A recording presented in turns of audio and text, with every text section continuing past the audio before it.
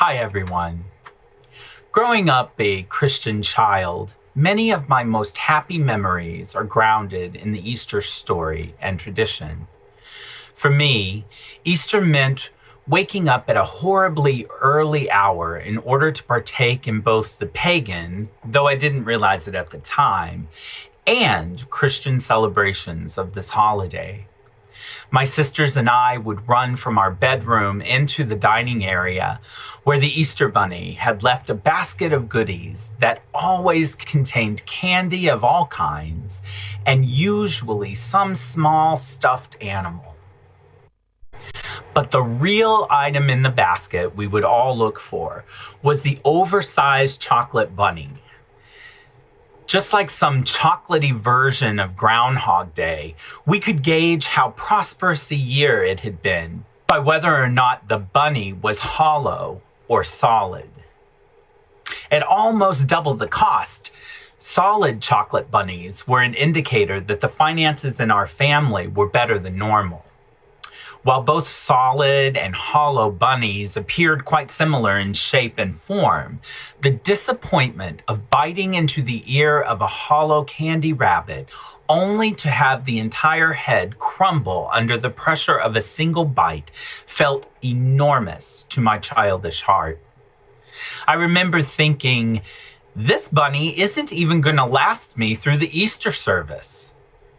But if it had been solid, I and my sisters were looking at an entire fall season full of chocolate if rationed appropriately. Though often disappointed, my sisters and I never let others know that the hollow bunny sparked such sadness. Gratitude was an important part of our poverty. Instead, we went back into our bedroom and put on our nice Easter outfits and prepared to attend our church's local sunrise service. In the particular conservative Baptist faith my family practiced, Easter was arguably the holiday.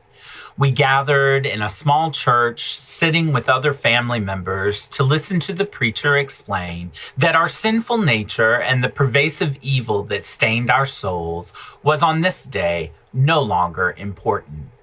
He went on to elaborate that on Easter Sunday, we celebrate the removal of these sins by the sacrificial crucifixion of a man named Jesus.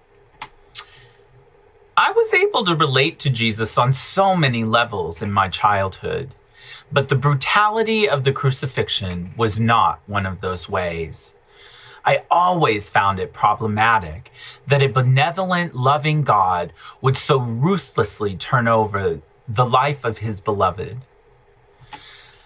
I admired that Jesus approached the world with a radical love and kindness.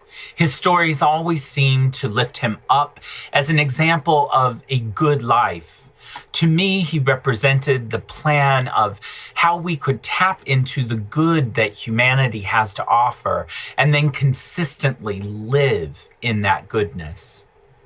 While the life and message of this man always resonated with me, something just didn't sit right in my soul when hearing the bloody sacrifice of a man who was doing such good in the world. I couldn't put my finger on it at the time, but a burning question was always, why all the celebration over an empty grave? I didn't want a dead Jesus. I wanted the radical religious teacher who continued to preach and raise awareness about how to be better, how to live better, how to love better. But if I couldn't have that, I at least wanted the body of Jesus to be in the tomb so that his followers could properly mourn and perhaps be inspired to be the vessel of his message as they celebrated his life.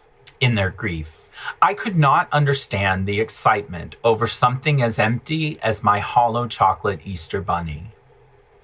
But I was only a child, and while I instinctively knew something felt wrong, I was more preoccupied with the Easter egg hunt and the food at my grandmother's house that always followed our sunrise service than I was with the problematic theology of substitutionary atonement.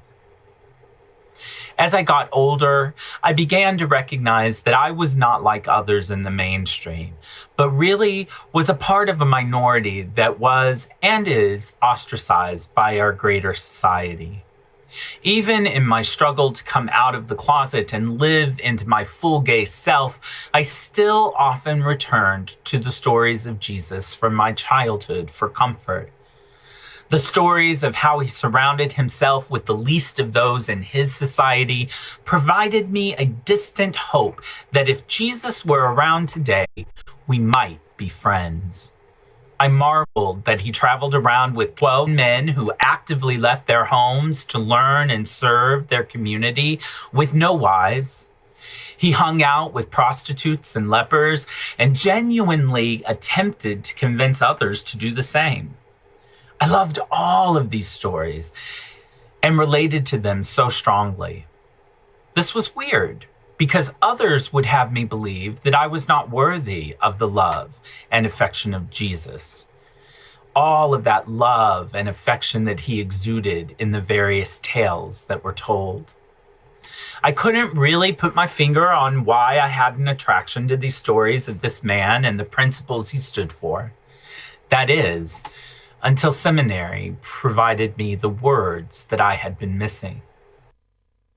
You see, it was there in my seminary that I began to enjoy the works of theologians like Dr. Marcella Maria Althuas Reed and others who suggested that Jesus was anything but the mainstream. Dr. Althuas Reed went so far as to suggest that the stories of Jesus' life indicated that he and his followers were ultimately expansive in terms of both their gender and sexuality. For the first time ever, I saw the term queer used to refer to Jesus and his followers. This felt so right to me. I don't know the gender identity nor the sexuality of Jesus, though I always find it fascinating that people just assume he was heterosexual and cisgendered. While his identities are a mystery, I can safely say that he and his followers railed against the norms of their time, and to me, that places them firmly in the queer family. Seeing Jesus and his followers as queer means that I can reread the stories and think beyond the words to try to touch the implications and the intentions inside them.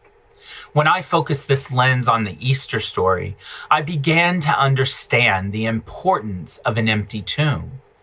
It wasn't about the body being present or not. It was about faith. The absence of a body meant that there was a new possibility of a cosmic shift in the universe. No longer were the stories of Jesus to be kept inside of a kind of closet, available only to those closest to him.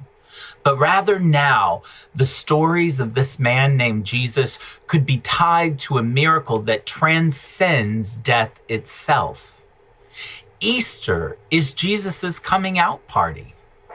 This simple, empty tomb linked a message of hope to his way of living.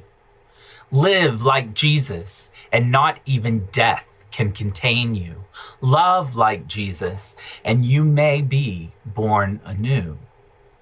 To me, that empty tomb represents love manifested as the willingness to sacrifice yourself for the greater good. It represents the faith I have in humanity to mirror this kind of radical love. It is the level of love we see many of us practicing today in our willingness to sacrifice economics to save lives through social distancing and quarantine. It is the love that I felt at my grandmother's house every Easter as a child. It took the form of laughter, food, and yes, hollow bunnies. In hindsight, maybe I didn't need to be so disappointed about hollow bunnies and empty graves after all.